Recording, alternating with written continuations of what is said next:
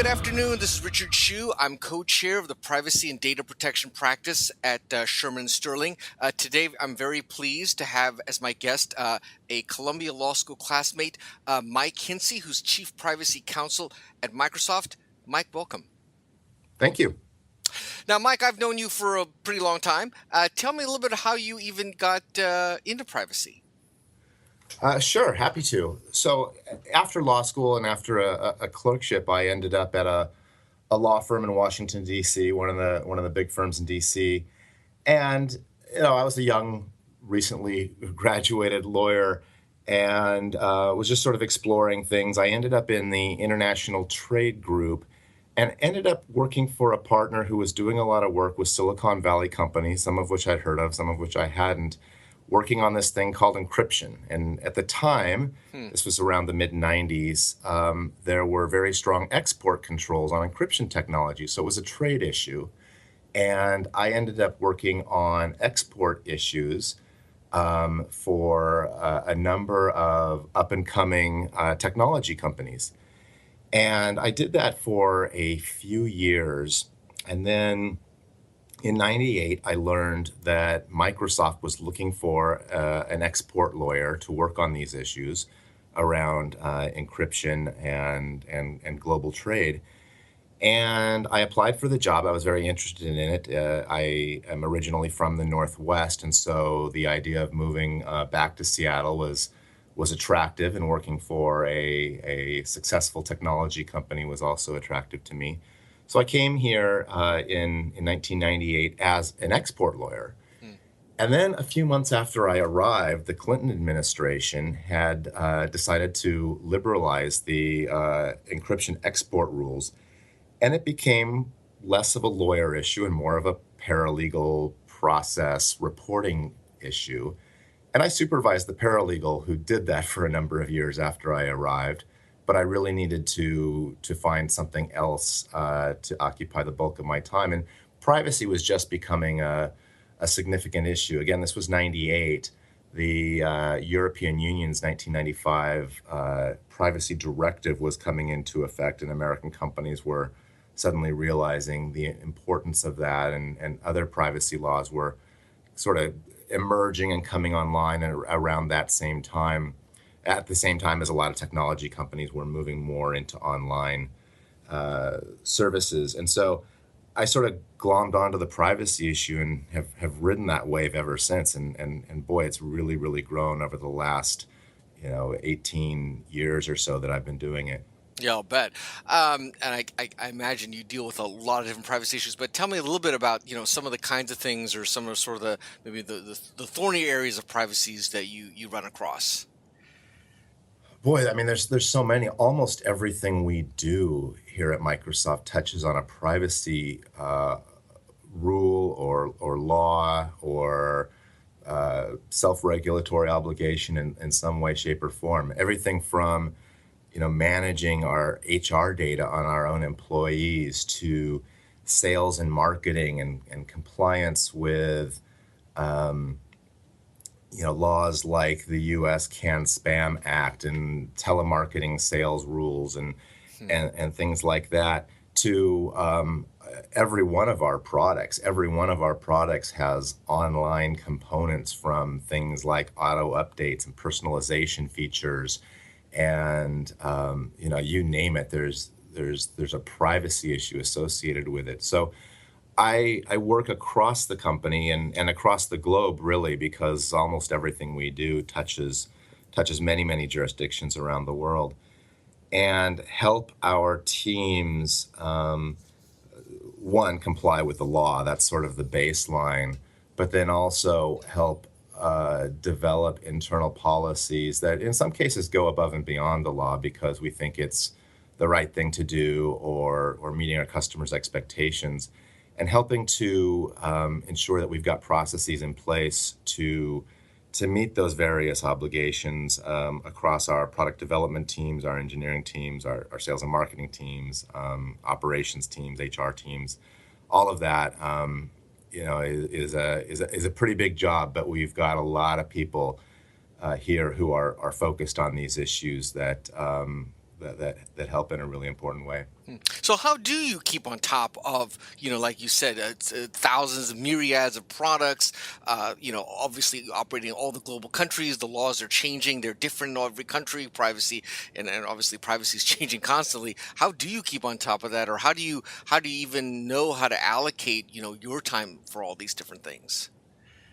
Yeah, it's a challenge for sure. I mean, there is so much movement in this space right now, and keeping on top of every development is certainly a challenge. Luckily, there are many resources out there.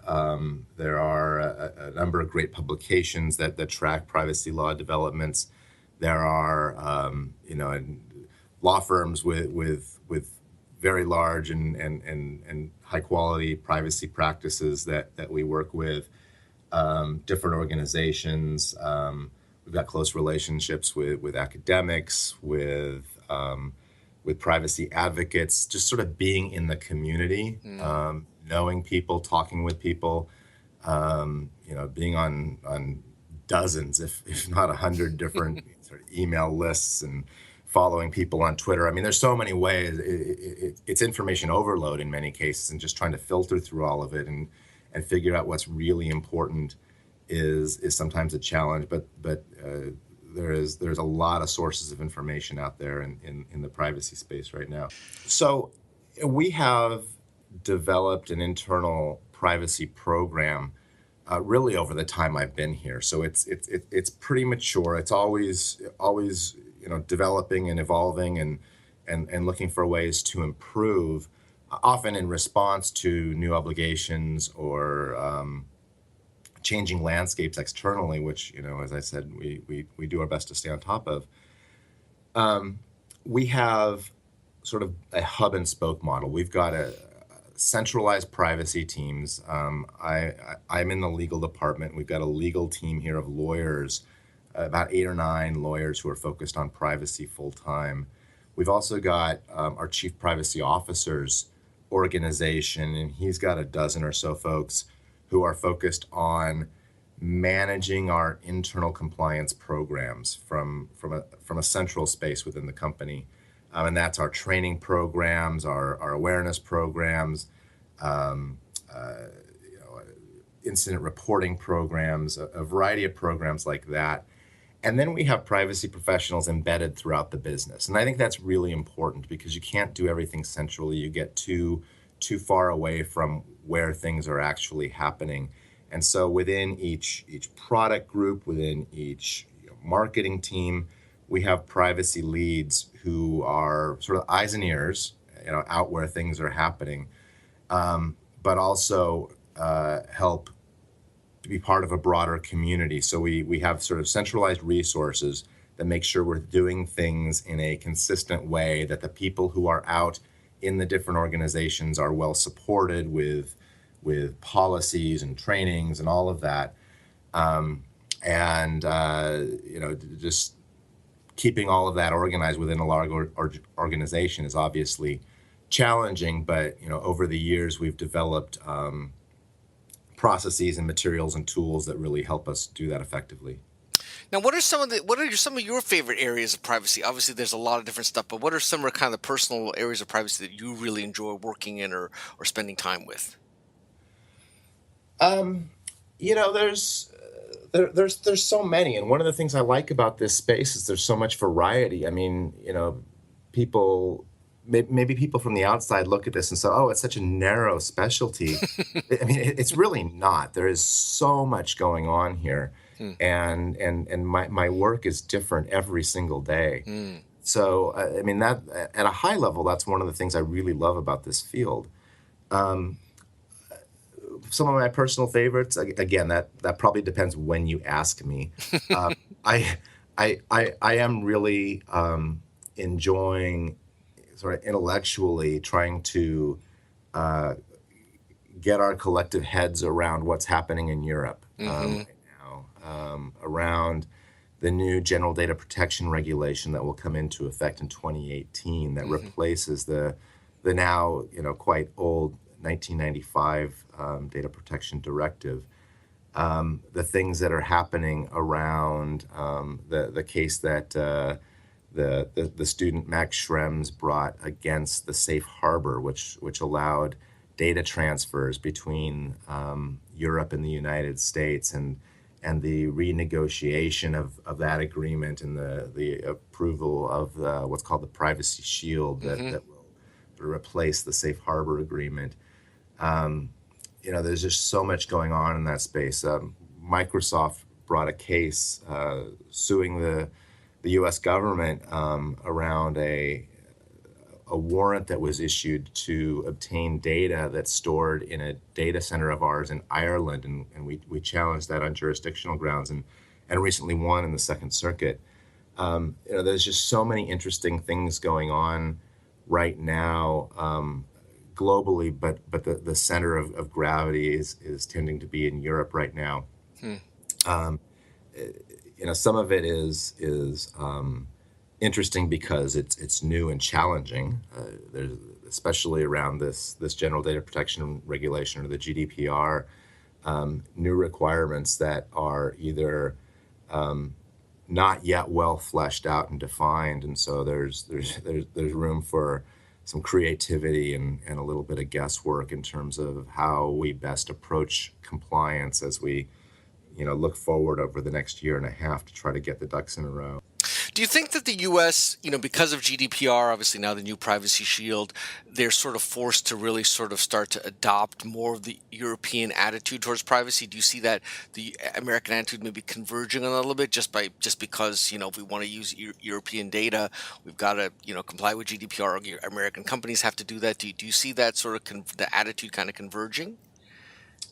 Well, yes and no. I think there's certainly areas of convergence, and in fact, if you look at some of the Europeans might not admit this, but they've learned some things from the Americans too, Hmm. right? I mean, if you look at some of the new requirements in the GDPR, kids' privacy, data breach notification, those were U.S. Innovations Hmm. originally. I mean, the Children's Online Privacy Protection Act has been in place for many, many years here in the United States, which requires parental consent for the collection of information for kids under the age of 13. And now there's a requirement in the new GDPR that will come into effect again in 2018 that mirrors that. The age is a bit different, which creates new challenges, Hmm. but it mirrors those requirements. Similarly, with breach notification, the first breach notification rule of significance was passed in California, and most states now have breach notification laws, and there's breach notification requirements at the federal level as well under certain sectoral laws, and now that is being reflected in the European rules as well. So there's learnings in both ways, and there's convergence in both ways. Hmm. Of course, convergence to what? It's a moving target all the time, and in many ways, the Europeans have upped the ante with the new rules. But but yeah, for sure. I mean, and from a company perspective, trying to develop compliance programs when you're operating globally that try to adhere to different set of rules from one jurisdiction to the next when data is flowing so freely across physical borders, is nearly impossible. So from a compliance standpoint, you kind of have to establish a global bar in most cases anyway. And so yeah, I mean, in some ways, it's a race to the top, or a race to the bottom, depending on your perspective. Um, and and there certainly is, by necessity, some level of global convergence, because we couldn't operate any other way. Talk to me a little bit about privacy by design. I know that's going to be something that's been codified in the GDPR. Obviously, it's been talked about a lot. Is that something, are you a big believer in that? Is that something you've been very involved in the stuff you do at Microsoft? Tell me a little bit about kind of what you feel about privacy by design. Yeah, absolutely. And that's a term that's used to describe, I think, different things, and it might mean different things to different people. Right. But the way I think about it is, you know, privacy shouldn't be an afterthought. I mean, at a very fundamental way or a very simplistic way. Um, as I mentioned before, we've developed compliance programs that embed people in embed privacy expertise in the different groups and including our engineering teams. And when I think of privacy by design, I think of what we've been doing for years before that phrase was even coined, Mm. and that is we have a set of principles, we have a set of rules, we have a set of guidelines, and from the very first stage of designing a new product or service, there should be an awareness of those rules, and there should be checkpoints at different stages along the product development timeline where we can go in, or the embedded privacy professionals can go in and say, are we on a path to meet those rules? Have we thought about transparency? Have we thought about user controls? Have we thought about the data we're collecting, and are we collecting more than we need? Or do we have we documented the justifications for the data that we're collecting? All those kinds of things are part of a strong compliance program. And so when the Europeans put privacy by design in the GDPR, yeah, we need to look at what those rules say and what the regulatory guidance will be around their expectations of what that means, and their expectations around documentation and the process around that. But at its core, it's something that folks should be doing anyway. It's good practice to have privacy embedded at the design stage rather than, a month before a product's release saying, oh, now how do we comply with privacy rules with this? So that's how I think about it. Tell me a little bit about, with the Internet of Things. Obviously, privacy becomes. It seems like it's sort of just exponentially magnifies the whole problem of privacy, the notice and consent issues. Tell me a little bit about how you think about the Internet of Things. Do you think that it's going to be just a privacy nightmare, or do you think it is something that is just a new technology and privacy? We can't deal with the privacy implications or the needs that are required by all the Internet of Things. Yeah, it's interesting, and sometimes I get accused of being too laid back or too casual about these things. But it's another challenge. It's another problem, and we see new scenarios, constantly, and have for years, and we've always kind of figured them out. Mm. And yeah, absolutely. When we think about traditional approaches to notice and consent, where you pop some kind of privacy disclosure, whether it's a long full privacy statement or it's a more narrowly focused kind of pop-up notice and consent experience, and on a device where there's no screen, that's hard, right? um, and maybe impossible to do it in that traditional way. But if you think more broadly, I mean, think about a wearable fitness device Hmm. that doesn't have a screen. Some of them do have screens, but some of them do not. Um, there's often a registration process, right? There's often you're signing up for a service associated with that, and you go to your PC to do that, or you do that from your phone with a screen. And so there may be other opportunities to provide appropriate notice and obtain appropriate consent. Mm. If that kind of registration process doesn't exist, and I'm not saying that this is necessarily always the case, but the privacy implications may be lower because when you register and you identify a device with you as a identified human, obviously the privacy ante goes up. Hmm. And in those scenarios where the privacy ante is going up in that way, there usually is an opportunity for notice and consent. And in some cases where the privacy ante might be quite low, and there's not an opportunity for notice and consent, maybe that's okay. Hmm. But all of these are case by case determinations, and sometimes it requires some creativity, some new thinking, some new approaches. But I have yet to come across one where, we've thrown up our hands and said this is impossible. Hmm. Well, you've been in the privacy space now for quite a number of years. Obviously, you've seen the concern for privacy growing. Do you see that still? Is it still in the the growth part of that curve, or do you think that the concern for privacy is actually kind of leveling off or growing a little more slowly? Where are we in that curve from your perspective? Um, it's an interesting question, um,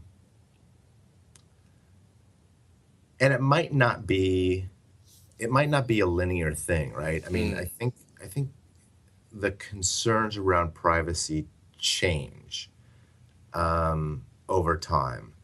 I don't see them going away. I mean, every once in a while you hear some prominent person saying privacy is dead or privacy is over, or and I think that's just wrong. I think that's inconsistent with like the human psyche. I mean, we all have a need for a private space, for some control over our identity, right? Hmm.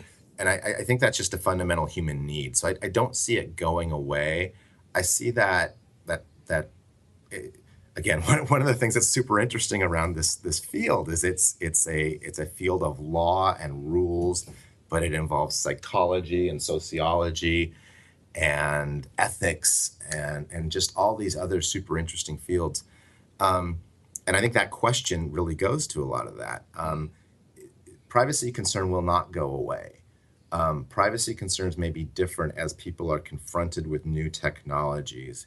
And I think people, for the most part, are fairly pragmatic, and they will accept um, data collection and data use if there's a value in return. Hmm. And when people are surprised or feel like it's a one-sided bargain, that's where you see um, privacy concerns flare up more. Hmm. And so I think that the challenge is to, especially in an era like today where data collection is ubiquitous and data use is you know both increasing in amount, but also the value that comes from data, the economic um, power of data, the interesting personalization features that come from that are just increasing exponentially as well. And so trying to bring people along, trying to get people to understand what is happening, so there aren't these, oh my god, what just happened, I'm super creeped out kind of moments. Trying to think about those in advance and trying to avoid those is really important.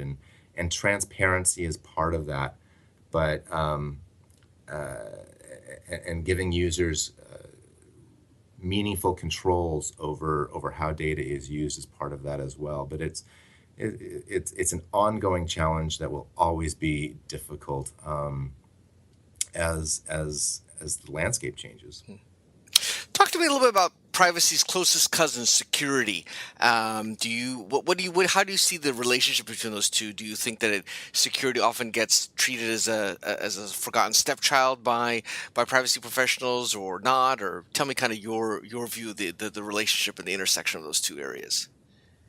There's a very close relationship, and they're very closely related. Obviously, if you have no security, you can't have privacy, and so there's a strong dependency there.